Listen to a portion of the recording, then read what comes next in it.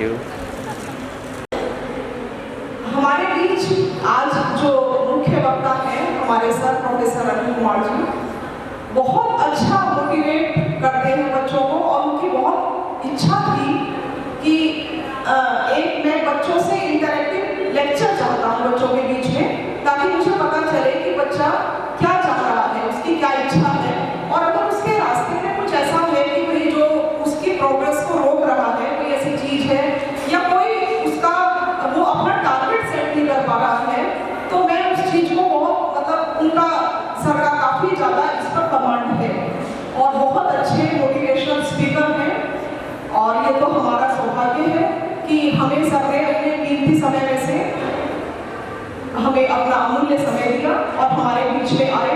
हमारी छात्राओं से आज सर रूबरू होंगे और उनको कैरियर संबंधी गाइडेंस देंगे।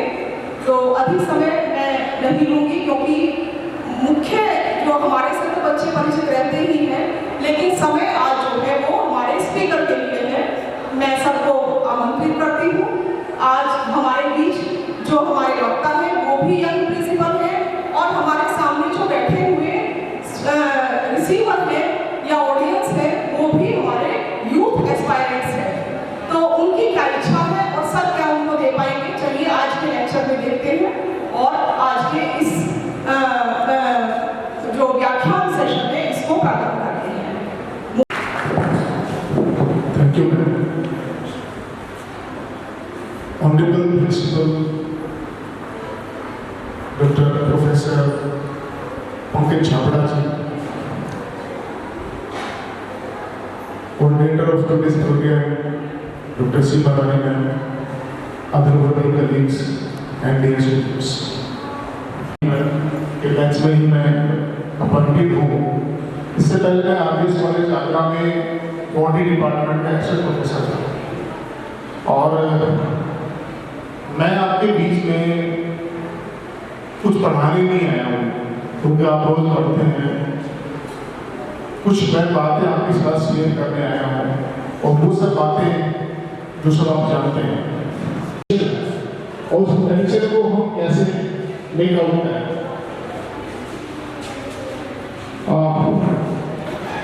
एक बात मैं आप बच्चों से कहना चाहूँगा, मेरा मानना है कि दुनिया की सबसे अच्छी ऑडियंस मेरे पास बैठी है। इस बात को कौन साबित करेगा? कौन साबित? आप लोग नहीं, आप लोग करेंगे ना? ये मेरा विश्वास है, और कुछ मैं ही कहूँगा मेरी बातें अगर ठीक है तो शायद आपके टच होने की तरह बिहेव करेंगे। और I would strongly believe the audience before I am speaking they are the best in the world. और जो भी समय हम साथ साथ गुजारने वाले हैं, 1 hour, 1.5 hour, whatever it is, one thing I request all you please put your mobile phones on। तो अगर आप बंद करके आप रोज को देख सकते हैं ना, देख सकते हैं, देख सकते हैं। मैं कहूँगी आप अपने घर में आपने स्टडी रूम को देखिए, यहाँ से यू कैन सी ना, you can visualize your home, you can visualize what your mother is doing this time, you can guess and you can visualize, and you can see your mother working in the kitchen. That is the power of visualization. What you need to do is only practice this technique in your life, and how you can improve your life by the technique of visualization. Okay, so if it is possible, मैं इसे सामने से लगाता हूँ, अगर ये mic support देगा तो ठीक है, नहीं तो कोई बात नहीं, दो मिनट। और ये मान के कि आपके लिए कुछ देर के लिए भगवान का दरवाजा खुला है, और जो आप मांगोगे, जो आप सोचोगे, deep inside your mind, it will turn into the reality. अगर आप सच में 1 मिनट के लिए भी स्ट्रांगली फील करते हैं कि मुझे ये चाहिए, लेकिन डिपेंड्स कि आपको क्या चाहिए, ये बहुत इंपॉर्टेंट है। क्योंकि जो आप चाहोगे, मैं इसको इन बिटवीन ले लूंगा, जब मेरा लेक्चर स्टार्ट होगा for 1 minute I will do that. Okay? मेरा जो लेक्चर है इसमें मैं 2 पार्ट्स में रख रहा हूँ। जैसे मैडम ने अभी कहा कि पेपर है जो गाइडेंस का है, काउंसलिंग का, कोई भी काउंसलर या गाइड या टीचर, हम बचपन से हमें ये सब चीजें लोग मिलते हैं। मैं काउंसलिंग क्या होती है, गाइडेंस क्या होता है, इस पे बोलने की बजाय मैं ये बताऊंगा what is the role of a guide, what is the role of a mentor, what is the role of a counsellor. It is practically we will talk about it. Okay, so what is the role of a guide? You see, if you want to climb up a roof, if you want to climb up a roof, अगर आप किसी छत पे चढ़ना चाहते हैं, and if the ladder is leaning against the wrong wall, अगर आप कहीं चढ़ना चाहते हैं सही है, लेकिन आपकी जो सीढ़ी है वो गलत वो दीवार के साथ लगी हुई है, तो क्या आप सही छत पे पहुंच जाओगे? नहीं पहुंच सकते ना। आप चढ़ेंगे उतरेंगे, लेकिन आप सही जगह पे नहीं पहुंच पाएंगे। Why? Because you don't know where to put that. हमें सीढ़ी कहाँ पे रखनी है। तो एक गाइड जो है, एक जो काउंसलर है, कोई मोटिवेशनल स्पीकर है, आपके माँ बाप हैं, आपके टीचर हैं, वो सिर्फ उनका जो रोल होता है वो ये होता है कि आपको ये बताते हैं कि आपको सीढ़ी सही मोड़ पे लगानी है और कैसे लगानी है ताकि आप सही जगह पहुंच जाएं। कुछ बच्चे कहते हैं मैं इतना घंटे पढ़ता हूँ, मेरी ये दिक्कतें हैं, उसके बाद रिजल्ट्स नहीं आते, मेरी राइटिंग इंप्रूवमेंट नहीं है, मेरी कम्युनिकेशन स्किल्स में इंप्रूवमेंट नहीं है, मेरी इंग्लिश में इंप्रूवमेंट नहीं है। उन सब बच्चों को लिए मैं कहता हूँ take a pause and reboot your system. Reboot समझते हो? जब मोबाइल हैंग हो जाता है तो क्या करते हैं, या वो उसको रिबूट करते हैं और उसके बाद वो रिफ्रेश हो जाता है और उसके बाद उसके जो फंक्शंस हैं वो चालू हो जाते हैं।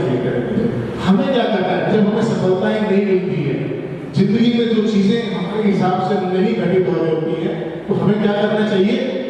एक पॉज लेना चाहिए, रुकना चाहिए, रुक के एक सही गाइड, सही काउंसलर के पास जाना चाहिए। वो आपके टीचर, आपके पेरेंट, आपका बड़ा भाई, कोई कोचिंग सेंटर, कुछ भी हो सकता है। और उसके बाद आप दोबारा से ट्राई कीजिए and you will reach where you want to reach. Isn't it?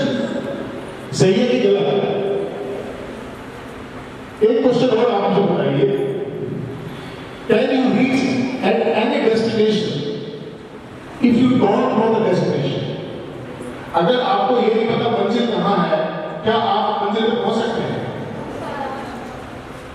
Okay, इसलिए पहुंचने के लिए क्या होना जरूरी है? First, we must know where to reach. एक अमेरिकन फिलोसोफर ने, एमर्सन है, उन्होंने एक बहुत अच्छी बात कही है, और the persons who doesn't know where to reach,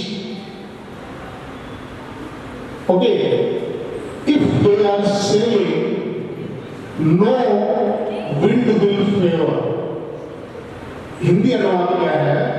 अगर कोई नाविक जो है नाव चला रहा है, उसको ये नहीं पता कि उसको जाना कहाँ है, तो हवा चाहे किधर की भी चली जाए चले, उसको कोई हेल्प नहीं हो सकती। हवा उसके डायरेक्शन, उसको पता है कि इस डायरेक्शन में हवा चल रही है, मैं इस डायरेक्शन में जा सकता हूँ। लेकिन अगर किसी को ये नहीं पता कि जाना कहाँ है, तो हवा चाहे किधर की भी चले, उससे कुछ फर्क नहीं पड़ता। एक और स्टोरी है, आप स्टोरी में इंटरेस्टेड है? छोटी सी एलिस ऑन द वंडरलैंड, अगर आप चाहें गूगल कर सकते हैं। उनका एक नॉवल है, उस नॉवल में एलिस छोटी सी बच्ची होती है, वो वंडरलैंड यानी अनजान जगह ऐसे ही पात्र बना रहा है, तो वहां पे एक खरगोश से बात करती है, रैबिट उससे पूछती है where I ought to go, मुझे कहां जाना चाहिए, मैं गुम हो गई हूं। Then rabbit replied it largely depend on what where you want to go. इस बात पे जरा डिपेंड करता है कि आप खुद जाना कहां चाहती हो, मैं क्या बताऊं। उसने कहा कि मुझे नहीं पता, I don't know. Then he said it doesn't matter where you are going. Means अगर आपको खुद को ये नहीं पता कि जाना कहां है, तो आप जर्नी करना शुरू कर दोगे, कहीं ना कहीं तो पहुंच ही जाओगे। हम अपने जीवन में बहुत सारी ऐसी चीजें करते हैं, हमें ये नहीं पता होता कि हम मेहनत करके किधर जाना चाहते हैं। तो आप सब लोगों को जो फर्स्ट पार्ट है, you decide your goal as clear as bullseye. जैसे अर्जुन की आंख सांड के आगे फिर देखिए ना, तो जो निशाना लगाते हैं सीधी आंख में लगाना होता है, तो ऐसे ही आपको क्रिस्टल क्लियर आपके एम्स पता होना चाहिए। तो आप सब लोग इस बात में क्लियर हो जाए कि हमें एक्चुअल में क्या करना है। एक जो सबसे बड़ा मिथ हमारी सोसाइटी में ये है, मिथ समझते हो क्या है? मिथ क्या होता है? धारणाएं, ठीक है, जो भी भ्रम है, मिथ इज भ्रम। बहुत सारे लोग जिनके अंदर पोटेंशियल होते हैं, वो इसलिए आगे नहीं जा पाते, बड़े नहीं बन पाते। उनको लगता है कि जो लोग बहुत बड़े आगे जाते हैं वो कुछ खास होते हैं। अगर आप मुन्ना लाल वाले में पढ़ रहे हैं, मेरी कॉलेज में महाराष्ट्र कॉलेज में कोई पढ़ रहा है, और उसको ये लगता है कि मेरे भाग्य में ये कॉलेज मिला है, अगर मैं तो दिल्ली यूनिवर्सिटी में होता तो ही मैं परफॉर्मेंस देता। ऐसे सोचते हैं ना, हमें अच्छा कॉलेज नहीं मिला, हमें अच्छे टीचर्स नहीं मिले। कभी कभी तो ये चीज भी होती है कि कभी लगता है कि हमें माँ बाप अच्छे नहीं मिले। हमको लगता है कि उसके घर में पैदा होती ना तो क्या बात होती, मैं ये कर लेती, मैं वो कर लेती। अब एक चीज आप समझ लीजिए, if something you have you can not change, जो चीज आप चेंज नहीं कर सकते, देन यू एक्सेप्ट इट। अब ये कॉलेज मिल गया है, कोई चांस नहीं है दिल्ली यूनिवर्सिटी में जाने का। जिस घर में पैदा हो गए हो उनका बैकग्राउंड बदलने का कोई भी चांस नहीं है। जिस कद के साथ पैदा हुए हो उस कद में कोई परिवर्तन नहीं हो सकता। जिस कॉम्प्लेक्शन के साथ पैदा हुए हो उस कॉम्प्लेक्शन में कुछ चेंज नहीं हो सकता। जिससे आप चेंज कर ही नहीं सकते, उसके लिए परेशान रहना ठीक है कि गलत आप बताइए, बस गलत है ना। अब हमें इस एनर्जी को हटा के लगाना एनर्जी क्या हम बेस्ट कर सकते हैं। अगर हमारा कॉम्प्लेक्शन फेल नहीं, ठीक है, ऐसी ड्रेसेस सेलेक्ट कीजिए, इस तरह के कपड़े पहनिए, हर्बल हो सकता है या ठीक है वो कर लीजिए, ऐसा हाइट के साथ भी है। अब मान हाइट का मैं कपड़े ऐसे पहन लें कि वो हाइट को लेने लग जाए, ठीक है। तो अब हमारे पास क्या उपाय है, कुछ ऐसा करें कि जिससे जो भी है उसको थोड़ा इंप्रूवमेंट हम अपनी चीजों से मेहनत से उन्हें कर सकते हैं, डाइट से कर सकते हैं, चीजों से कर सकते हैं, ठीक है। तो फर्स्ट पार्ट इज दैट कि आपको अगर सक्सेसफुल होना है लाइफ में, और आप सब लोग सक्सेसफुल हो सकते हैं। आप ये मत सोचिए, आप में से कोई ऐसा बच्चा मुझे नजर नहीं आता जो सोच ले और ठान ले और उसको चीज नहीं मिले। रियलिटी है, आप इस चीज को बिल्कुल पक्का मान के चलेगा कि कोई भी चीज अगर आप ठान लेंगे वो आपको नहीं मिलेगी, ऐसा नहीं हो सकता है। लेकिन उसके लिए आपको एक प्रोसेस से गुजरना होगा। इस दुनिया में किसी भी कोने पे कोई भी काम अगर कोई इंसान ने किया है तो वो आप भी कर सकते हैं। अगर ट्रेनर आदमी ने नंबर 1 लिया है सिविल सर्विसेज में, ठीक है, तो आप भी ले सकते हैं, क्योंकि वो किसी इंसान ने लिया है, किसी कंप्यूटर ने, किसी मशीन ने नहीं लिया है।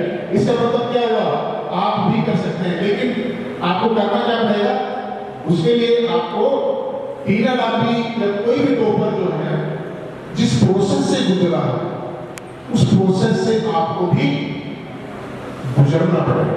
अगर आप उस प्रोसेस से गुजर जाएंगे, that will also happen to your life also. Getting your point? ठीक है। अब एक एग्जाम जिसके बारे में भ्रांतियां हैं, उस भ्रांतियों को अगर मैं तोड़ पाऊं लोगों से बात करके, मेरे लेक्चर में आपको दोनों हर चीज मिलेगी। मैं नहीं कहता कि आप सब लोग सिविल स्टूडेंट बने, लेकिन मैं आपके सामने थोड़ी देर के लिए ये मान के चलो कि आप ऐसी चीज खरीदने पहुंच गए हो, आपका मन तो था नहीं, लेकिन दुकानदार ने कहा यार एक बार देख लो। ऐसा होता है ना, जैसे सूट दिखाते हैं, साड़ियां दिखाते हैं, ज्वेलरी दिखाते हैं, तो कई बार आपके पॉकेट में पैसा उतना नहीं होता। मैं तो देखता हूं ना प्रैक्टिकली, ठीक है, मैडम साहब जाती हैं तो मैं देखता हूं हमारा पॉकेट में उतना पैसा नहीं होता है, तो मैं कह भी देता हूँ स्ट्रेट फॉरवर्ड ज्वेलरी वाले से, यार सेठ जी क्यों मरवा रहे हो, और ड्राफ्ट हो जाएगा। तो कहता है सर कौन कह रहा है खरीदो, मैडम को एक बार देख तो लेने दो। ठीक है, तो जस्ट मैं से कि आपको अगर महंगा लगे मत खरीदना, लेकिन देखने में कोई पैसा नहीं लग रहा है। जिसने कभी भी जीवन में एक बार भी सोचा है कि मुझे एक सिविल सर्वेंट, और सिविल सर्वेंट का मतलब IAS PCS है, 1 2 मतलब 10-12 बच्चे ऐसे हैं जिन्होंने जीवन में एक बार सोचा कि हम सिविल सर्वेंट बनेंगे। और सिविल सर्वेंट का मतलब सिर्फ 2-3 सर्विस की बात कर रहा हूँ, IAS, IPS, IRS, Indian police services, Indian police services, IRS, Indian revenue services. तो इंडियन रेवेन्यू सर्विस दो टाइप की होती है, एक Indian revenue service IT, income tax, एक इंडियन रेवेन्यू सर्विस होती है एक्साइज एंड टैक्सेशन।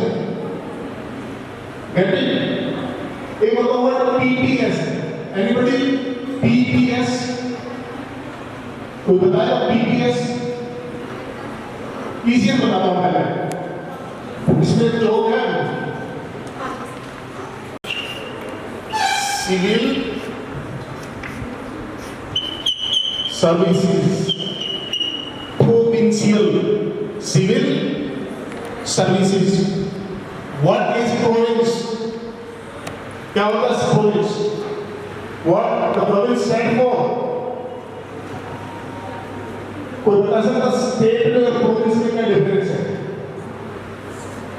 वैसे मैं बताऊं simply state civil service, okay, but there is a difference in the words state and province.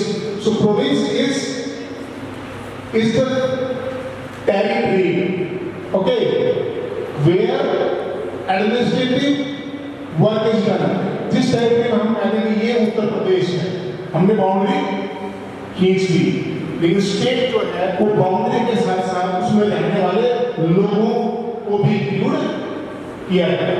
State, okay, province का territory boundary का ये उत्तर प्रदेश है, यहाँ से उत्तराखंड शुरू हो जाएगा, दैट इज योर प्रोविंस। तो कुल मिला के स्टेट सिविल सर्विसेज को हम क्या कहते हैं? Provincial civil. और PPS क्या होता है? Provincial police services. प्रोविंशियल जो DYSP बनते हैं, डिप्टी SP जो बनते हैं, ठीक है। अब मैं 2 वर्ड का और जिक्र करूंगा।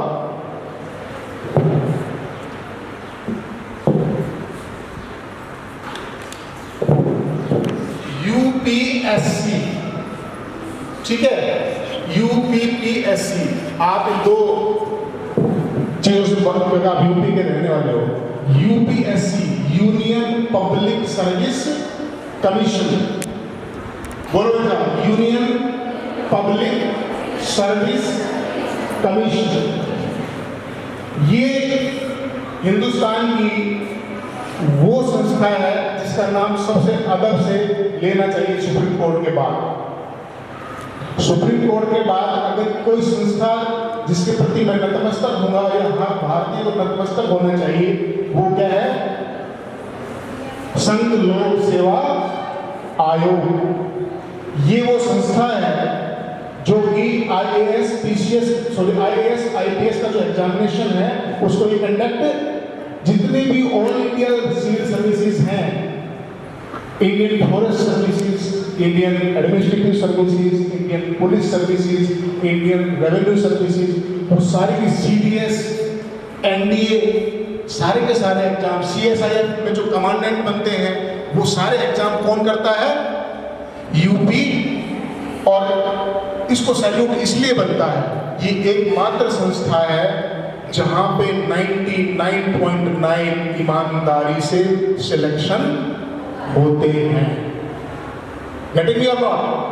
This is the only agency in India which recruits with 100% almost transparency.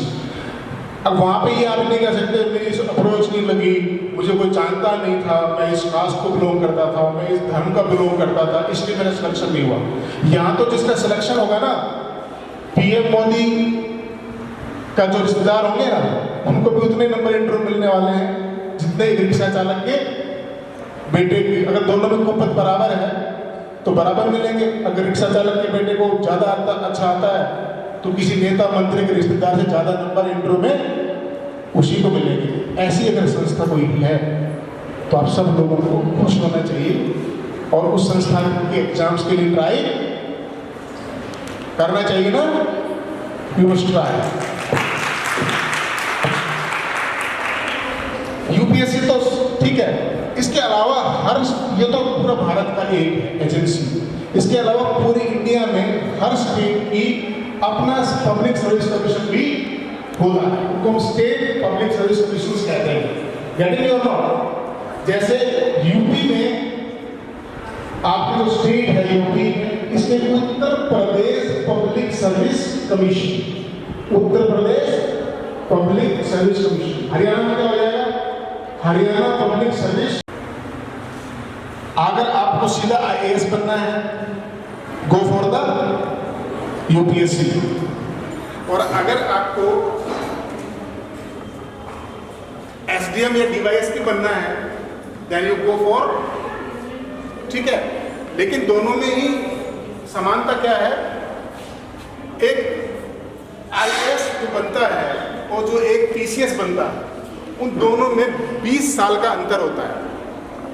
Getting me? यानी कि जिसका सिलेक्शन IAS के थ्रू हुआ है, अगर उसका सिलेक्शन 25 साल में हुआ है तो 30 साल तक की उम्र तक किसी अच्छे बड़े जो आपका डिस्ट्रिक्ट है उसका DM बन जाएगा, ठीक है। अगर आप PCS सेलेक्ट हुए हो, आपको 20 साल और जोड़ लो, 45 साल में तो आप IAS का आपको प्रमोशन मिलेगा। उसके बाद 2-3 साल आपको ऐसे रखेंगे, यानी कि 25 साल बाद, यानी कि 50 साल की उम्र में कहीं भी आपको DM की पोस्ट मिलेगी। दोनों में फर्क समझ लो आप। अगर आप PPS DSP सेलेक्ट हुए तो आपको 50 साल की उम्र में IPS बनेंगे।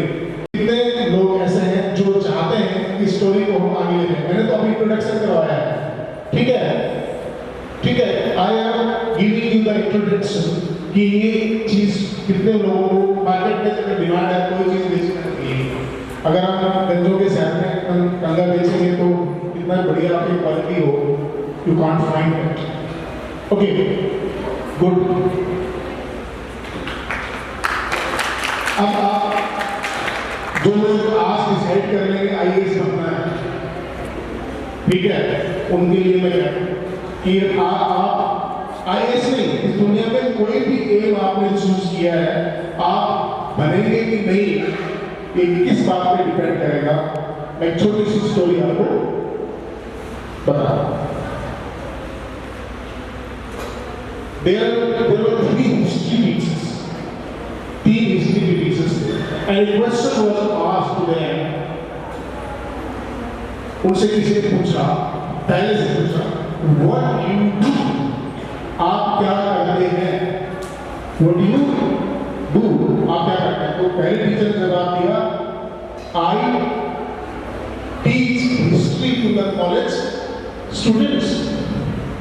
ये सेम सवाल दूसरे से पूछो, what do you do? उसने कहा थोड़ा सा और अच्छा आंसर दिया, I am in the business of educating young students. Same सवाल तीसरे हिस्ट्री टीचर से पूछा गया, उसने कहा I am shaping the destiny of the nation and I am teaching the students how to create history. Hindi का मतलब क्या है? मैं वो टीचर क्या बोलता है दूसरा, मैं इस देश के जो निर्माता हैं उनका निर्माण कर रहा हूँ, मैं इस देश का भाग्य तय कर रहा हूँ, और मैं ये सिखाता हूँ कि हिस्ट्री कैसे, इतिहास कैसे रचे जाते हैं, इतिहास कैसे रचे जाते हैं। आप मुझे ये बताइए कि इन तीनों टीचर्स में से टीचिंग सबको सेम सिलेबस मिला है, सबको सेम कॉलेज मिला है, लेकिन तीनों टीचर्स की जो क्वालिटी ऑफ वर्क होगा किसका ज्यादा बढ़िया होगा? थर्ड वाले का ना, क्योंकि जिस मनसा के साथ वो पढ़ा रहा वो मनसा बहुत महत्वपूर्ण है। Okay, so one sentence is there, content is not important, but the context is important. Content means आप क्या पढ़ाते हैं ये important नहीं है, आप क्यों पढ़ाते हैं ये important है, आप IAS बनना चाहते हैं ये important नहीं है, आप IAS क्यों बनना चाहते हैं ये important। Content is content is decisive।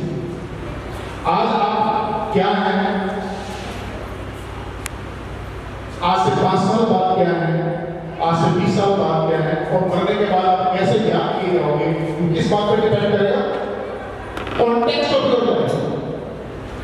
आप इस दुनिया में आके क्या करना चाहते थे, सो कॉन्टेक्स्ट जो है किस संदर्भ में आप काम कर रहे हैं।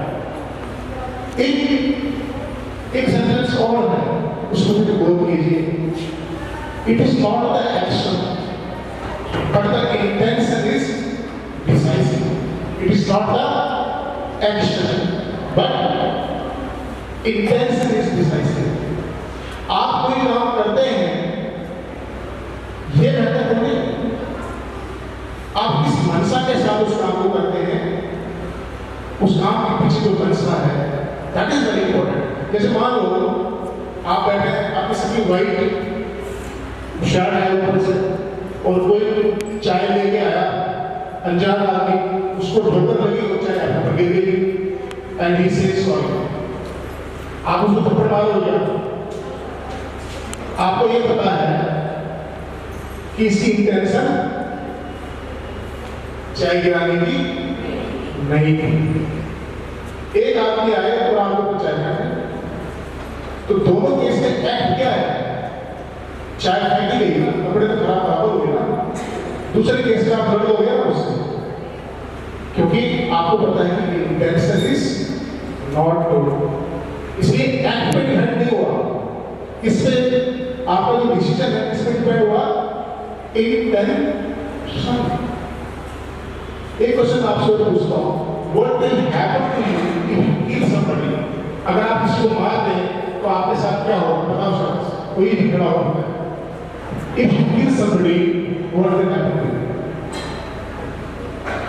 Anybody can tell? क्या पनिशमेंट मिलेगा? 307। सब कितने लोग सोचते हैं कि पनिशमेंट मिलेगा? हाँ, जो नहीं सोचते पनिशमेंट नहीं मिलेगा वो क्यों सोचते हैं कि पनिशमेंट नहीं मिलेगा?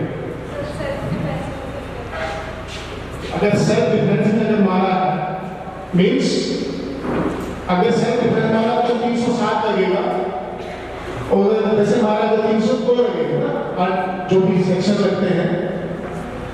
नहीं, हमने गलती से मार दिया है, हमने मारना नहीं चाहते थे, अटैम्प्ट टू मर्डर आगे है, थोड़ा 307 नहीं लगेगा, लेकिन जो पॉइंट है थोड़ा रिलीफ देगा। तो कोठी से निकलूंगी, एक गांव में खड़ा होगा, एक उधर डीएम साहब निकल रही है, मैडम को ये वाली चीज चाहिए, दुकान खोल और मैडम को ये चीज चाहिए। That is the beauty of that. इसलिए मैं ये ग्लैमर बता रहा हूँ। सर्विसेज हैं, उनसे जीवन में बेटरमेंट आता है। मैं लेक्चरर हो गया, एक घर ले लिया, गाड़ी ले ली, बच्चों को पढ़ा लो, कर दे तो भाप बन जाए, फोन चेंज हो गया, पहचाने थे बहुत पहले पानी था कि बर्फ था।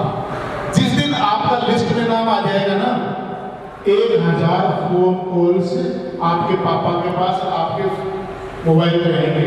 वहां का लोकल एमपी एमएलए आपके जो दुश्मन है पड़ोसी, इसमें बोल रहा हूं, अगर एक चीज जो सोसाइटी ने बिग वीमन आप पे थोपी है कि अगर आपको रात में जाना है तो यू नीड एस्कॉर्ट। आपको किसी मेल को साथ लेके जाना पड़ता है ना, आपको एस्कॉर्ट की जरूरत पड़ती है। चाहे प्रिंसिपल बन गए, मैडम प्रोफेसर हैं, लेकिन इनको रात को 2 बजे निकलना है, दे नीड सम मेल। लेकिन अगर आप आईपीएस हो, आईएएस अगर आप बन जाओ, तो क्या आपको किसी एस्कॉर्ट की जरूरत पड़ेगी? पड़ेगी।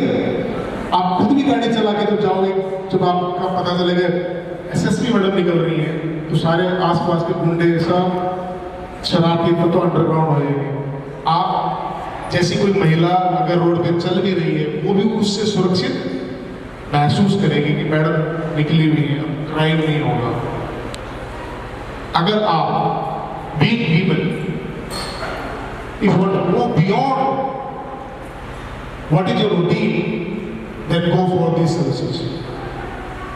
उसके बाद आपको ना खाना बनाना है, ना कपड़े धोने हैं, ना किसी का टिफिन लगाना है, everything will be, ना किसी के साथ जाने की जरूरत है। आपकी आँख खुली, आपने ड्राइवर को बोला या जो असिस्टेंट को बोला मुझे वहाँ जाना है, बस एक जिप्सी आगे चलेगी, एक पीछे चलेगी, आप आँख बंद करके लेट जाइए, पहुँचने के बाद आप कहेंगे मैडम पहुँच गए, उतर जाइए।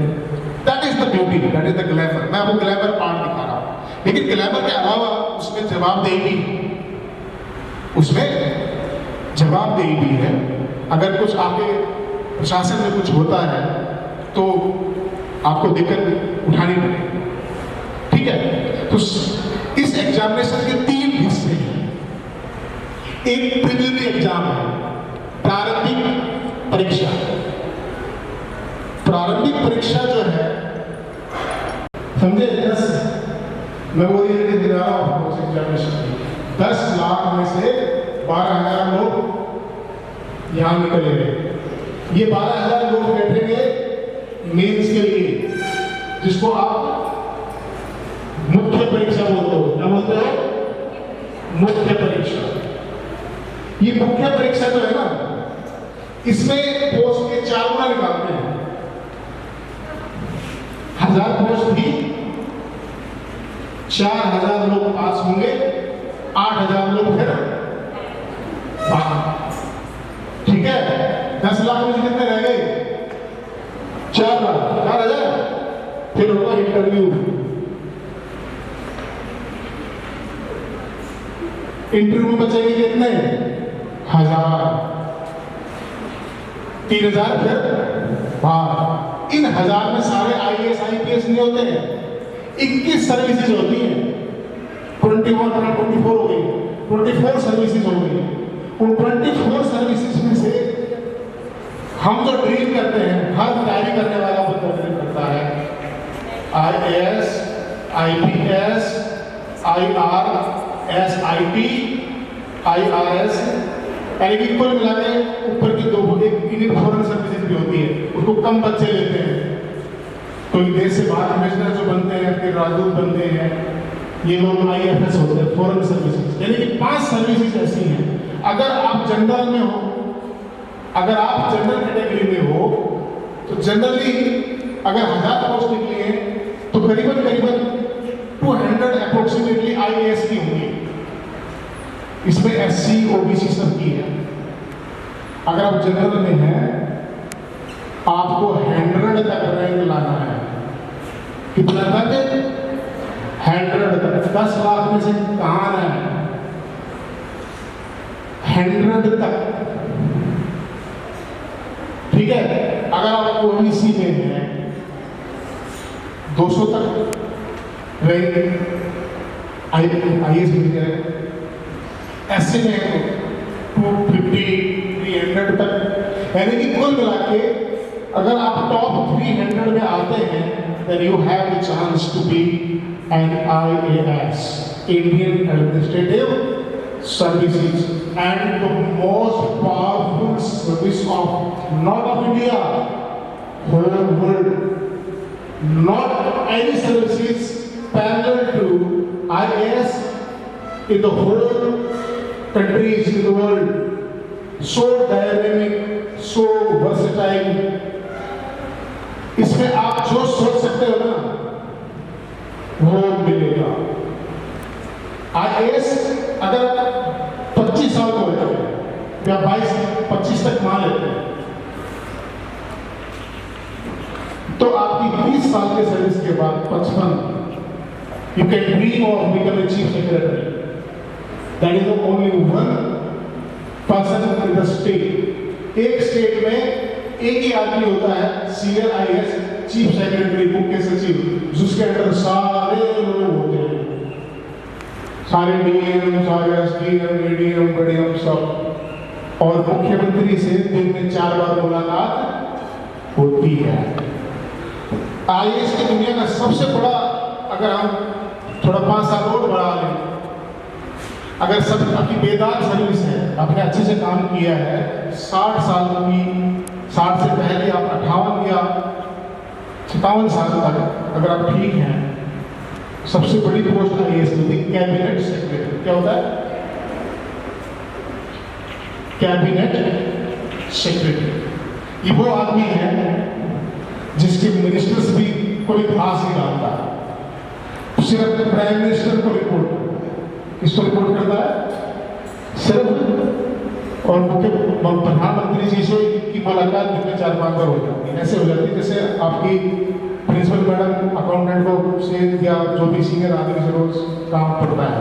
यानी कि प्रधानमंत्री का एक प्राइम मिनिस्टर ऑफिस होता है और एक कैबिनेट सेक्रेटरी, 2 ही लोग होते हैं जो पूरा देश चलाते हैं। ये पूरे देश में सबसे बड़ा अधिकारी कौन है? Cabinet secretary.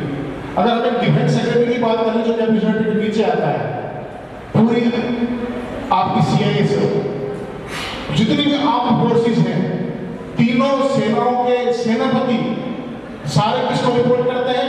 एक डिफेंस सेक्रेटरी को, जो कि IAS होता है। एक डिफेंस सेक्रेटरी के अंदर chief of the army staff, chief of the naval staff, सब सारे CISF कमांड सब, यानी कि एक सोचो कि वो आदमी कितना बड़ा हो। तो ये और खूबसूरती क्या है?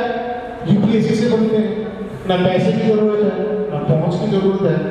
Only thing is that it needs what? Intention. If you wish to be or not to be. एक छोटी सी स्टोरी बताता हूँ। एक गांव में एक गुरु जी थे, ऐसा प्रचलित था कि सब बातों का जवाब देते थे। तो एक नॉटी पर्सन था, गांव में होता है ना, उसने कहा, सोचा कि मैं इस आदमी को सिद्ध कर दूंगा कि सब चीजें नहीं बता सकता। उसने क्या किया? एक बटरफ्लाई, एक तितली को पकड़ लिया, और पकड़ने के बाद उसने अपनी मुट्ठी में ले ली, और जाकर उसने सोचा मन में, मैं ये पूछूंगा कि जो तितली अंदर है वो जिंदा है कि मुर्दा है? अगर वो ये कहेगा जिंदा है, मुर्दा है, तो मैं खोल दूंगा, उड़ जाएगी। अगर वो कहेगा जिंदा है तो थोड़ा सा ऐसे कर दूंगा, मर जाएगी। बता तो नहीं पाएगा। उस बंदे के पास गया, उसने बोला मेरे हाथ में तितली है, बताओ चिंता है कि होता है? Then the wise man replied, it depends upon what you wish, what you want. अगर आप चिंता चाहते हो छोड़ दो, बाद में चाहते हो ऐसे कर दो. It depends upon, it's in your hand. If you want to be, what do you want to be? इसके हाथ में है. In your hand. Either you kill your wills, जो आपके विशेष है, जो आपके पोटेंशियल है, जो भगवान ने आपके इंसान बनाया है, चाहे तो आप अपनी सारी आकांक्षाओं को ऐसे मार दो, चाहे उनको जिंदा रखो, कुछ बन जाओ, कुछ कर जाओ. Means it is in your hand. It is in your hand. एक स्टोरी को बता रहा हूँ, उसके बाद में क्या कर रहा हूँ. One story is that a renowned shoe company in the world, they wanted to set up their company in a African country, and they selected 2 employees for the survey. सर्वे के लिए 2 employees को select किया और बोले हम आपको भेजते हैं, and you send the reports whether we should set up our company there or not. अब आपको 2 काल्पनिक व्यक्तियों के नाम आप दे सकते हैं. एक नेगेटिव प्रवृत्ति का था, एक अच्छी प्रवृत्ति पॉजिटिव माइंडसेट का था. तो आपका एक का नाम उम्मीद रख सकते हो, एक का नाम अंधेरा रख सकते हो. जो अंधेरा वाला है, ऐसे एम्प्लॉय बहुत मिलेंगे आपको. अगर किसी एम्प्लॉय को किसी बॉस ने बुला के कह दिया कि आपको 6 बजे तक रुकना है, उसके माथे पे ना शिकन आ जाती है. इस प्रिंसिपल को, इस अफसर को मुझसे खुंदक है, किसी को नहीं रोकता, मुझे ही रोकता. नहीं सर, है दूर रहना पड़ेगा, हाई में मर गया, लेकिन नौकरी करनी तो जाना पड़ेगा. एक दूसरा बंदा था जिसका आप उम्मीद करेंगे, जितना माइंड सेट का था, उसने सोचा हाँ एक नया कंटेंट देखने को मिलेगा, एक नया असाइनमेंट मिला है, हो सकता है मुझे प्रमोशन मिल जाए. ये सब और निकाली बोल, thank God, thank boss, you have given me a nice opportunity. दोनों के after 6 months, both of them they sent report to the company, and Andrea wrote in the report in the telegraph, boss, what a message here. There is no need to set up any shoe factory here because nobody I have seen wearing the shoes. मुझे अभी कोई ऐसा आदमी नहीं मिला जो जूते पहने हुए यहाँ पे रहता है. कोई जूते पहनता ही नहीं है. आप जूते की फैक्ट्री का सेटअप कर दी, it will be a total mess. It will be total failure. I recommend not to set up here any shoe industry. And the second person sent the report. He wrote, it is a marvelous opportunity to set a here because I have never seen any person wearing shoes yet. अब तक मैंने किसी को जूता पहने हुए नहीं देखा. So we have huge opportunity to sell the shoes to whole country people. We can have very much large sale because there is no competitor to us. So it will be better. It will be a nice opportunity to sell a shoe industry here. You see the same act, same people working in the same institution, and you see their approach. So इस कहानी से क्या निकल गया?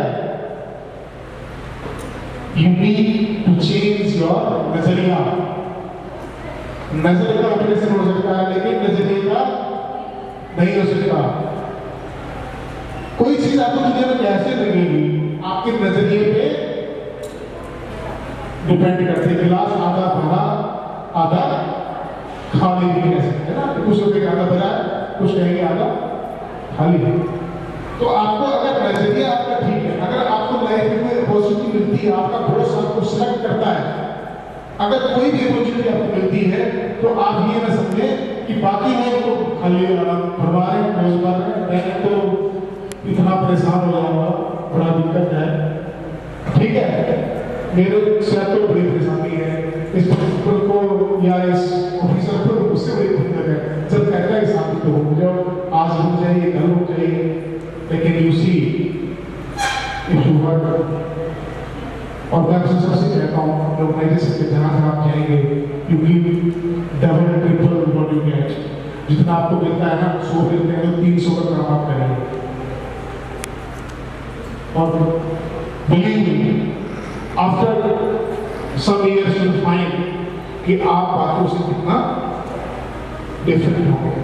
इस examination के मैंने 3 stage आपको बताई, क्योंकि इतना वेरी मच टाइम, कभी अगर आप में से कुछ बच्चे इंटरेस्टेड होंगे ना, 20, 25, 30 टेल तक गो इन दोनों का एक क्वेश्चन होगा, 200 को पास होगा।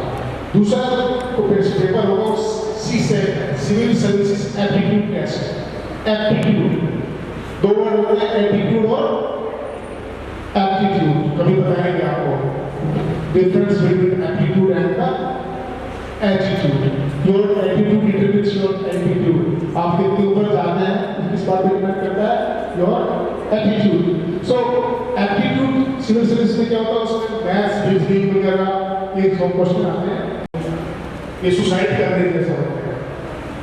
ठीक है, वहाँ मैथ्स इतना भयंकर वाला आता है, IIT भी 60% नंबर आता है। यूपीएससी पता है टोटल जो है 1750 का होता है रिटर्न मेंस में, 1750 का आधा 50%, मतलब टॉपर जो होता है ना उसके कितने परसेंट होता है, 52-53%। कितने होते हैं, मैक्सिमम 55%, 55% से ऊपर टॉपर नहीं होता। आप सोचो एग्जामिनेशन जिस तरह से क्वेश्चन किए जाते हैं, जो अप्रोच आपको चाहिए बिल्कुल अलग है। यूनिवर्सिटी एग्जामिनेशन में आपको मैंने तो यूनिवर्सिटी टॉप की है और हो सकता है यहाँ पे आपको 30% नंबर भी ना मिले। सिंपल बात भी मैं बताऊँ आपको, एक छोटी सी बात, क्वेश्चन जो है उसके जो प्रॉम्प्ट्स होते हैं, प्रॉम्प्ट्स सुना है कभी, क्वेश्चन के क्या होता है प्रॉम्प्ट्स, क्वेश्चन के सामने लिखा होता है discuss something, describe something, justify something, give the difference, compare, differentiate, elucidate, ठीक है, राइट एन एसे, इस तरह से होता है। अब डिस्कस और डिस्क्राइब में दोनों में अंतर है। अगर किसी क्वेश्चन के सामने डिस्कस लिखा है, किसी के सामने डिस्क्राइब लिखा है, डिस्क्राइब का मतलब थोड़ा सा बता देता हूँ, यू गो और टेलिंग समथिंग, नरेटिंग समथिंग, आप जो बुक्स है उसको बताते जाइए, लेकिन when there is a discuss something you need to put a why. आपका जो डिस्क्राइब है व्हाट में चलेगा, इसमें चलेगा व्हाट, जो पूछा है वो क्या है, ऐसे है, ऐसे है, ऐसे है, ऐसे है, लेकिन आपको कहे डिस्कस, ठीक है। तो अब जितना तो discuss the role of Mahatma Gandhi in the freedom movement, ठीक है, role of Supreme Court in protecting the, describe the role of Supreme Court in protecting the constitution. अब ये आगे discuss the role of Supreme Court in protecting the constitution, the answer will be totally different. What में क्या आएगा, आपको सारे fact देने पड़ेंगे जिसमें ये सिद्ध हो जाए कि Supreme Court is the guarantor and protector of the constitution of the India. लेकिन आपको डिस्कस में लिखना पड़ेगा, for every line you are writing you have to put a why, मतलब ऐसा है क्योंकि, ऐसा है क्योंकि, ऐसा है क्योंकि, यानी कि व्हाट के साथ व्हाई भी साथ साथ चलता रहेगा। अगर आप give a critical view of something, critical view अगर आपको देना है तो आपको क्या करना पड़ेगा, आपको उसको कंपेयर करना पड़ेगा critical the performance of the government, give an critical view of the performance of the economic freedom में तो आप critical appreciation कब करोगे जब आपको previous governments की performance पता होगी। तो critics में सिर्फ बुराई नहीं करनी है, आपको क्या करना है previous governments से जो बेहतर है उनको कहना होगा ये previous government से बेहतर है और ये previous government से कमतर है। यानी कि आपको जो critical view लिखना होगा उसमें दोनों उसकी पॉजिटिव साइड भी लेनी पड़ेगी और उसकी नेगेटिव साइड भी लेनी पड़ेगी। तो कहने का मतलब ये है कि एक तरीके से इतने मामूली तरीके से आपको लिखना है।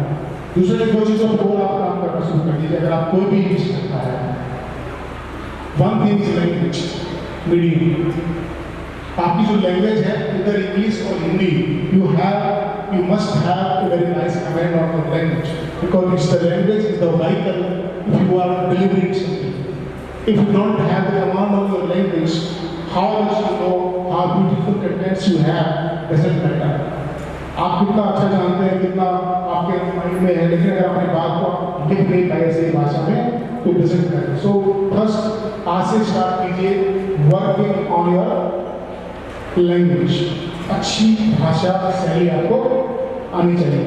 Second thing speed of writing. Speed of writing आपको 4000 वर्ड लिखने हैं 3 घंटे में, डिवाइड कर लो 400 वर्ड्स 3 आवर्स। 200 वर्ड्स का क्वेश्चन 8 मिनट। एवरेज क्या है 200 वर्ड्स का क्वेश्चन 8 मिनट में लिखना है। सोचना भी है, लिखना भी है, डायग्राम भी बनाना है। to think how good your work दूसरा कि वर्ड में मारने हैं। राइटिंग भी लेजिबल होनी चाहिए। लेजिबल मींस समझ में आनी चाहिए।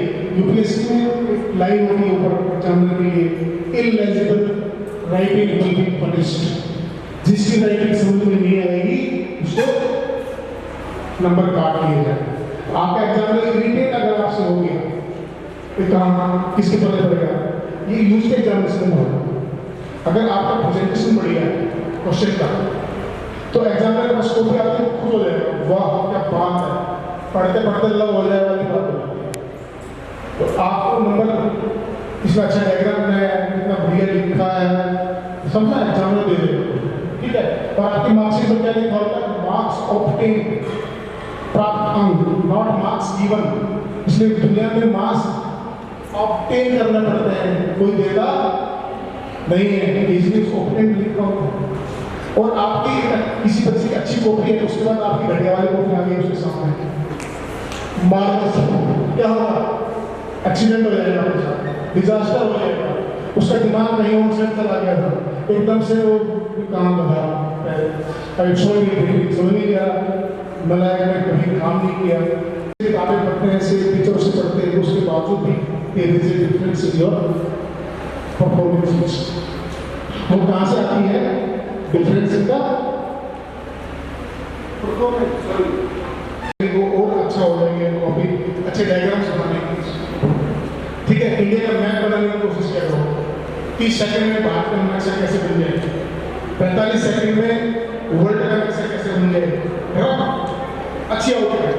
एग्जामिनेशन में एक बार 100 बार जरूरत पड़ती है, कोई चीज़ दिखानी है तुरंत आपने बना दिया, ठीक है। बाल डायग्राम कैसे बनाते हैं, पाई चार्ट कैसे बनाते हैं। जैसे आपको डिस्ट्रीब्यूशन दिखाना है किसी चीज़ का एग्जामिनेशन में, तो आपने पाई चार्ट बनाया, इतने परसेंट ये, इतने परसेंट ये, इतने परसेंट ये। आपने कुछ प्रोटेक्शन मान लो इकोनॉमिक्स अगर आपको प्रोटेक्शन दिखाना है, इस ईयर बहुत बार डायग्राम बनाओ, इस ईयर में ये प्रोटेक्शन हुआ, इस ईयर प्रोटेक्शन हुआ, ठीक है। अगर आप ज्योग्राफी के हो, मतलब आप जो है आर्ट्स के स्टूडेंट्स जो होते हैं उनको सबसे जरूरत पड़ती रहती है।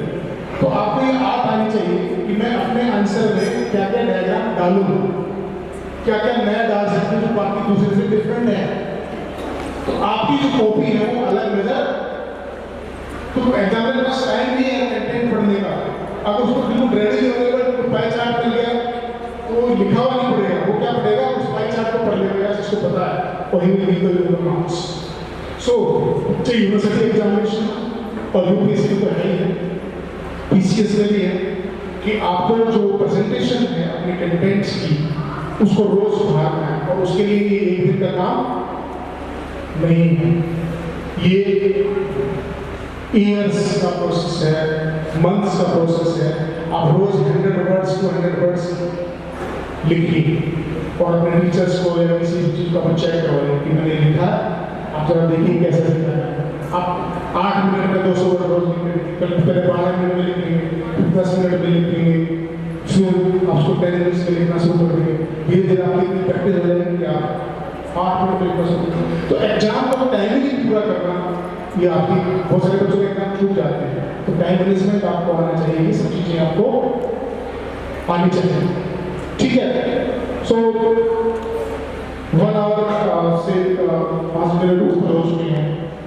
आर्यों किसी बच्चे के कोई क्वेश्चन है, कोई कुछ पूछना चाहता है, मैं जवाब देने को शब्द माइक ले लो। तैयारी कर हाँ, Good afternoon, sir. My name is Hasya, and I am also preparing myself for UPSC. Okay. Last year I made my first attempt, and now this year is my second attempt. But I am going to crack this year. नहीं हुआ। तो इस बार दोबारा से try करेंगे। तो sir overall मैं कर पाती तो हूँ। इस स्ट्रेटजी मैनेजमेंट में थोड़ा सा मुझे इशू हो क्या इशू है यहाँ पे? Collect all our subjects in one day, कैसे थोड़ा सबको कर पाऊँ, वही थोड़ा सा हो रहा है। Okay, time management content strategy होता है। ओके, 2024 की बात करेंगे। अगर आज टाइम करते हैं तो कब एग्जाम कब देना है? 2024। ये पैकेज है, और इस पैकेज में आपको ये नहीं करना है कि मुझे एग्जाम में देखना है कैसे आता है। कोई पेपर भाई बाहर आता है, नेट पे आता है, कोई कोचिंग्स निकालती है, फेल होने के लिए कभी एग्जाम में नहीं बैठना चाहिए। नेगेटिव जाएगा क्यों? कि कितनी बार आप फेल हुए किसी लिखा जाता है, इंटरव्यू में नेगेटिव भी जाएगी, कितने अटेम्प्ट मैंने किया है। तो पहला अटेम्प्ट होना चाहिए, वो आपका सबसे शानदार अटेम्प्ट होना चाहिए, पूरी तैयारी के साथ बैठना चाहिए। क्योंकि अगर पहली बार में जब क्रैक हो जाता है, नहीं होता है, तो थोड़ा डिसअपॉइंटिंग हो जाता है। तो पहला अटेम्प्ट कभी भी हल्के में नहीं देना चाहिए। किसी को भी जो एग्जाम देना है यूपीएससी का या पीसीएस का, तो पूरी तैयारी के साथ आप एग्जाम को दीजिए। आप जो तैयारी है वो प्री कम मेंस की है, ठीक है? प्री कम मेंस की तैयारी का मतलब क्या है? दोनों को साथ साथ लेके चलना है। प्री एग्जामिनेशन की, मेन एग्जामिनेशन की अलग अलग तैयारी नहीं होती। आपको अपने स्ट्रेटजी को इस तरह डिफाइन करना पड़ेगा। और मैं बता दूं, आपको एटलीस्ट आप जब स्टार्ट करें तो बिगिनर है वो 4-5 घंटे से करें, लेकिन एग्जामिनेशन मतलब आपको 10 to 11 आवर्स का एवरेज लाना है। 10 to 11, 12-14 घंटा नहीं, 15 घंटे नहीं, फिर तो कोई कहेगा तो गलत बात हो जाती है। 10 to 11 आवर्स के डे, और पूरे महीने में आप 25 दिन पढ़ पाओ। 4-5 दिन तो कभी कुछ हो गया, कभी कुछ हो गया, कभी बीमार हो गया, कभी तबीयत खराब हो गई, कोई घर में ऐसी बात हो गई, तो माइंड तो इफेक्टिव जो डेज निकलते हैं वो 20, 22, 25 निकलते हैं, ठीक है? तो आपको जो प्लान करना है वो प्री कमेंट्स करना है। आप बिल्कुल बिगिनर अगर हैं तो आप एक बार 11th-12th की एनसीईआरटी से स्टार्ट कीजिए। ज्योग्राफी है, हिस्ट्री है, जो आपने कभी ध्यान नहीं दिया है एनसीईआरटी, ठीक है? हमेशा नंबर की दौड़ में दौड़ते रहे, कितने परसेंट आ जाए, ये हो जाए, वो हो जाए। सारी मैडम्स भी टीचर्स की यही कहते थे कि इसके 80% आया, कैसे रिजल्ट किया गया है, कैसे वो पढ़ाई काम नहीं है। तो आपको एनसीईआरटी से स्टार्ट करना चाहिए ताकि आपको फंडामेंटल नॉलेज हो जाए आपके सब्जेक्ट की, ठीक है? तो आपको एनसीईआरटी के लिए मिनिमम मैक्सिमम 1 महीना देना होगा बस, ये नहीं कि पूरे साल एनसीईआरटी पढ़ रहे हैं, ठीक है? उसके बाद किसी अच्छे डॉक्टर से इलाज होना चाहिए, यानी कि कोई अच्छा मेंटोर आपके पास होना चाहिए। मेंटोर या तो आप किसी कोचिंग में जाएं या आपके घर में कोई मिलने वाला आपका अच्छा हो, ठीक है? अगर आप अफोर्ड कर सकते हैं तो एक अच्छी कोचिंग में जाना चाहिए। वहाँ आपको एनवायरमेंट मिलता है, जब तक पड़ोसी के कमरे की लाइट जलती रहती है हमें नींद नहीं आती। ऐसा होता है, पड़ोसी का पढ़ रहा है, हमारा कंप्यूटर पढ़ रहा है, और आप अपने आसपास देखोगे तो आप सबसे ज़्यादा पढ़ने वाले हो, लेकिन वहाँ से जाके देखो पूरी ऐसे बच्चे आके बैठे हैं 250-300 के बैच में, आप अपने बात पता चलती है कि मैं कहाँ पे स्टैंड करता हूँ। तो कॉन्स्टेंट कोचिंग में कुछ नहीं होता। कोचिंग में एक तो आपको ये बताया क्या कंटेंट पढ़ना है, कितना पढ़ना है, कैसे पढ़ना है। तो don't be character before be character, यानी कि किताब है उसने बताई कोई घंटी कर ली, उसने बताई कोई घंटी कर ली, बहुत सारी किताबें हैं, कॉन्स्टिट्यूशन की 4 किताब हो गई, ठीक है, डी बसु आ गई, सुभाष कश्यप आ गई, लक्ष्मीकांत आ गई, सब आ गई। लेकिन बाद में पता चलता है कि यार एक किताब पढ़नी चाहिए लक्ष्मीकांत की, बाकी तो डी बसु किसी ने बता दी किसी ने। तो आपको कैरेक्टर नहीं बन रहा है, मतलब बहुत सारे कंटेंट इकट्ठा नहीं करना। तो अच्छी कोचिंग से, अच्छे टीचर से पता करके कंटेंट जो आता है रिलेवेंट कंटेंट आपको इकट्ठा करना चाहिए, ठीक है। जैसे मैं कहता हूँ पॉलिटी, तो पॉलिटी के लिए सबसे अच्छा है आप लक्ष्मीकांत की किताब देखो, उसको अच्छे से पढ़ो बस। क्वेश्चन ये है, और फिर आपको कंपास कहाँ से लेकर तैयारी कैसे करनी चाहिए, प्रीवियस जिससे क्वेश्चन पेपर आप देखिए वो आपको ये बताएंगे कि कौन सा टॉपिक किस डेप्थ से हमें पढ़ना पड़ेगा। कोई कंपास है, वो डायरेक्शन बताएगा आपकी तैयारी का। तो आप जब तैयारी करते हैं तो सबसे पहला काम यही करना चाहिए 10 ईयर्स के क्वेश्चन पेपर्स लो और उनकी सर्जरी करो डिटेल 15-20-25 दिन, और फिर आप ये देखिए इस तरह के क्वेश्चन से पूछे जाते हैं। तो पहले आप प्रीवियस पेपर्स को पढ़िए, एनसीईआरटी आप बिगिन कीजिए, ठीक है। रेलेवेंट कंटेंट आपके पास होना चाहिए, बहुत ज़्यादा इधर उधर का मटेरियल आपके पास इकट्ठा नहीं होना चाहिए। वो आपको एक अच्छी कोचिंग अच्छा टीचर आजकल तो यूट्यूब पे भी काफ़ी चैनल से आपको बता देते हैं। तो आपको जब प्री कंप्लीट करते हैं तो आपको चीज़ें ना इन बिटवीन द लाइन पढ़ना है, चीज़ें बहुत डेप्थ में पढ़ के चल रही है, और उसमें की चीज़ें उनके बहुत थोड़े ऐसा नहीं पूरी किताब छाप ली, तो चाहे किताब में अगर करो चाहे आपको उसको ले लीजिए, थोड़ा सा शॉर्ट नोट्स आप बनाइए। और जैसे मान लो अब अगस्त में एग्जाम होते हैं, प्री का जून में, पहले मई में होता था, जून में अगस्त में पहुंच गया था, लेकिन अब आ गया है। तो आपको 2 महीने पहले अपना गियर चेंज करना है। 2 महीने पहले आप क्या करोगे, प्री के लिए आइए पूरी तरीके से। लेकिन प्री की तैयारी तब अच्छी होगी जब पहले आपने डिटेल में चीजों को पढ़ लिया अच्छे से। तो प्री की जब तैयारी फिर आप थोड़ा ऑब्जेक्टिव पे आ जाइए, ठीक है। ऑब्जेक्टिव से फिर आप जो है उसको देखिए कि मुझे करंट अफेयर्स जो रखने वाला पार्ट है, करने वाला पार्ट है, यानी कि आपको तो 1 साल में पूरे साल 10 महीने प्री कंप्लीट तैयारी करनी है, लेकिन लास्ट के जो 2 महीने बचेंगे उसमें आपको सिर्फ प्री के पॉइंट ऑफ व्यू से पढ़ना आपको पड़ेगा। और कम से कम 10,000 क्वेश्चन आप लगाइए, 10,000 क्वेश्चन सब मिला के क्वेश्चन पेपर जो है, जिसमें हिस्ट्री ज्योग्राफी सब के आ रही है।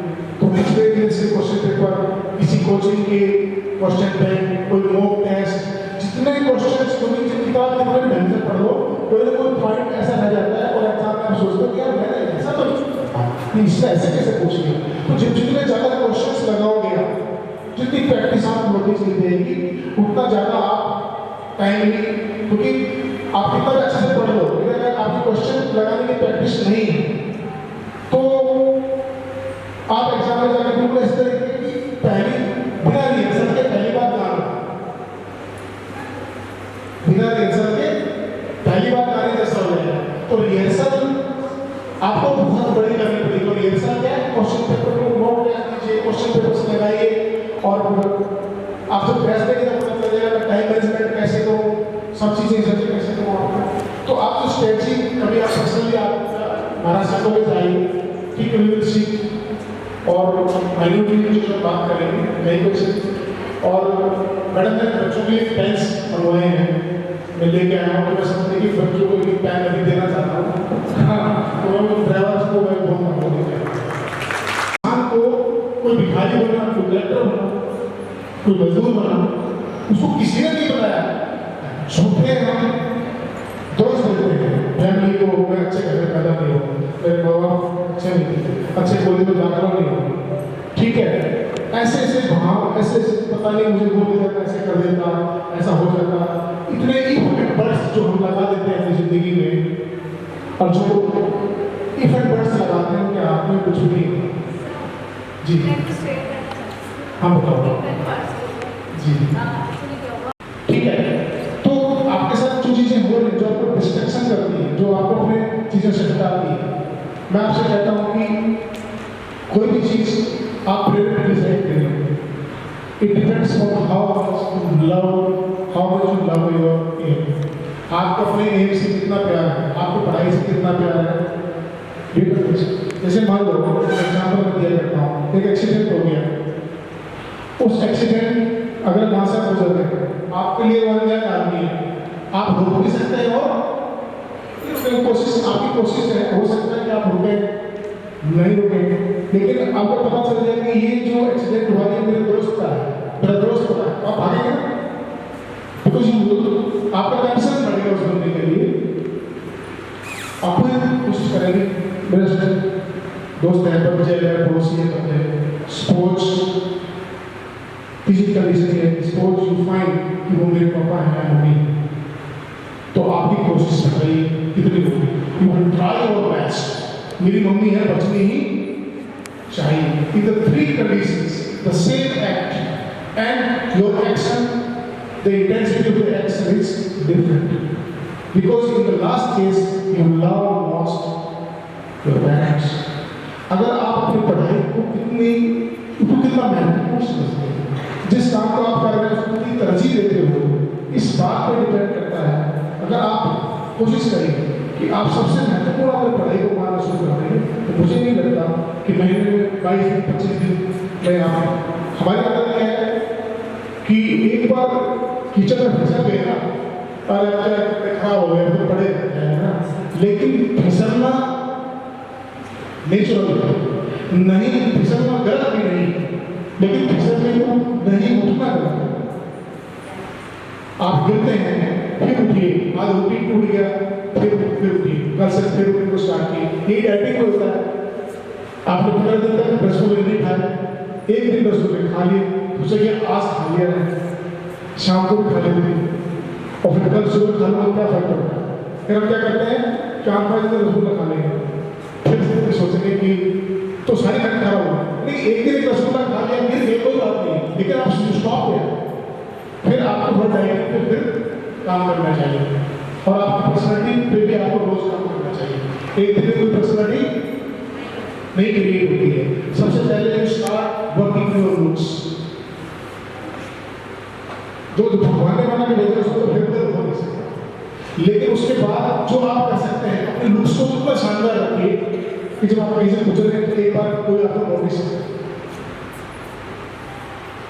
इट डिपेंड्स, उससे क्या है, जब आपको पहली बार इंटरव्यू में देखेगा आपको क्या आता है ये बाद में है, पहले आप कैसे एंटर करते हैं उनके सामने बैठ, बहुत सारे जीवन में लोग ऐसे होते हैं, ट्रेन में, बस में, कहीं शादी में, किसी को देख के लगता है कि इसके साथ बातें करता ही चला जाऊंगा, करती ही चलेगा, ऐसा होता है। फर्स्ट साइड पे कुछ ऐसे होते हैं क्यों है ये जाता क्यों नहीं, लेकिन मेरे पास क्यों आके बैठ गया। What is that? Your looks, your personality, your outer appearance first. Second, most important is your inner personality.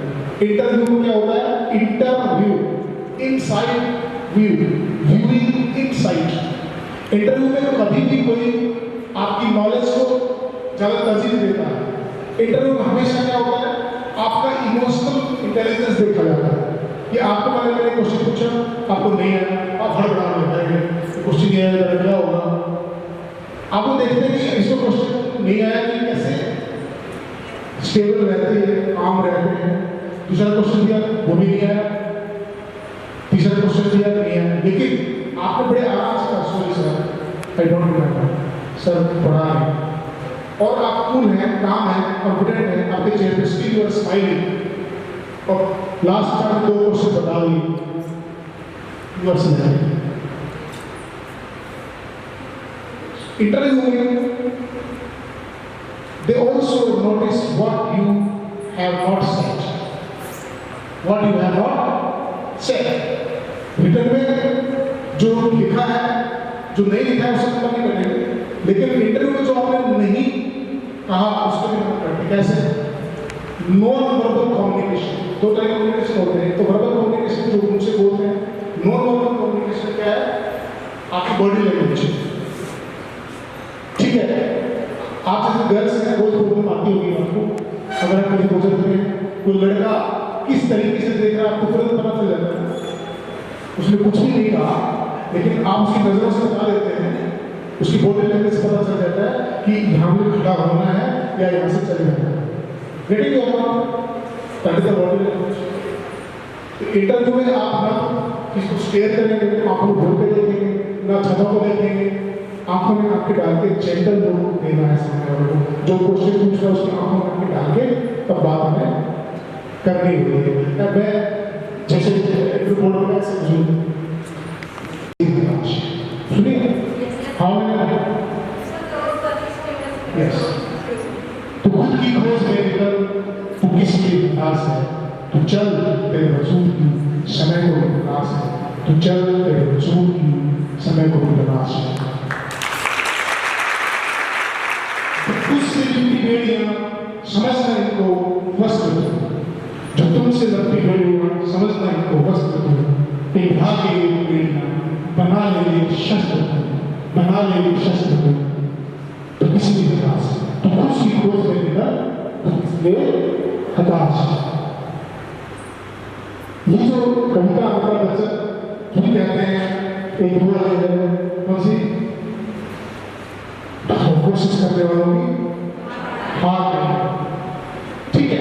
तो आप मोटिवेशनल चीजों को आप सुनते रहिए, लोगों को फॉलो करिए। When you feel small, feel down, work, meditate, go to your parents, your friends and और बहुत कुछ कहा जा सकता है।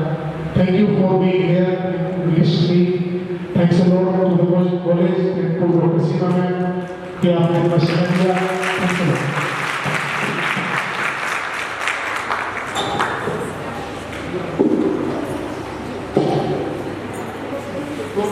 हुए या नहीं हुए? कितने तरीके से इन सर्विसेज की तैयारी, जरा हाथ ऊपर करना। चलिए, अब आज से अपना टारगेट जैसे सर ने बताया, अपनी योजना बना के उसी तरीके से आपको अपना काम करना है। सर के बारे में मैंने पहले परिचय नहीं दिया, मेरा आज ये मन था, मैं कहा सर की पर्सनैलिटी अपने आप बता देंगी, उनका खुद का परिचय। तो सर मुझे सबसे पहले शिमला में मिले थे, आज से 21 साल पहले। सर 21 साल हो गए होंगे शायद। 2003 में मिले थे।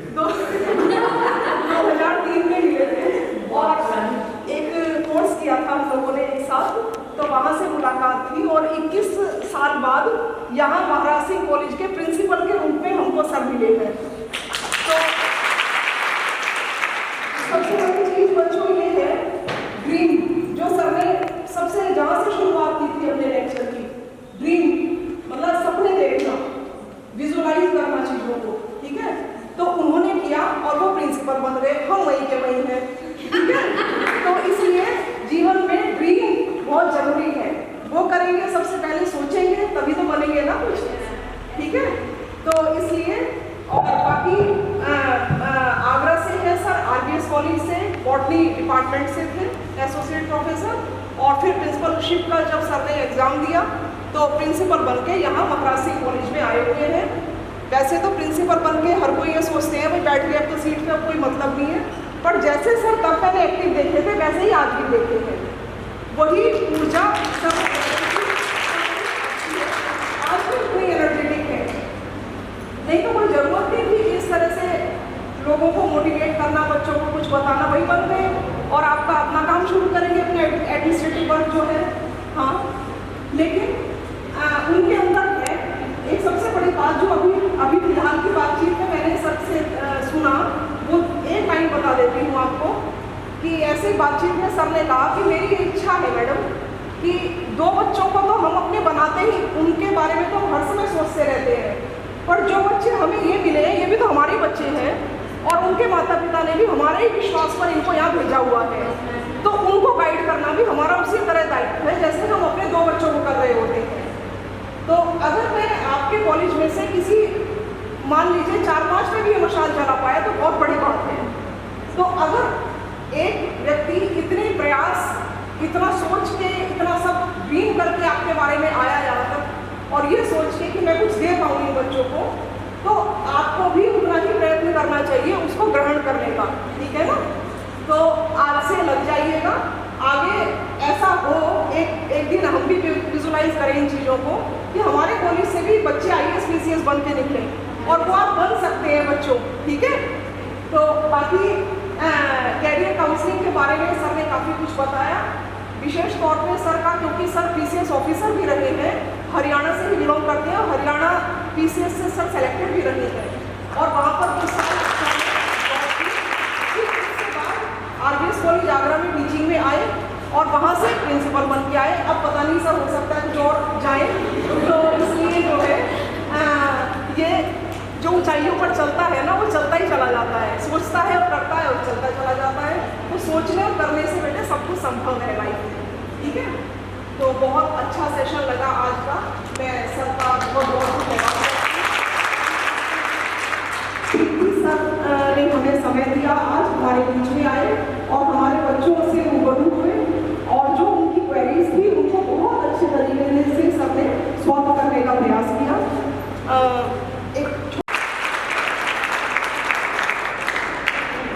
Thank you. Okay, thank you.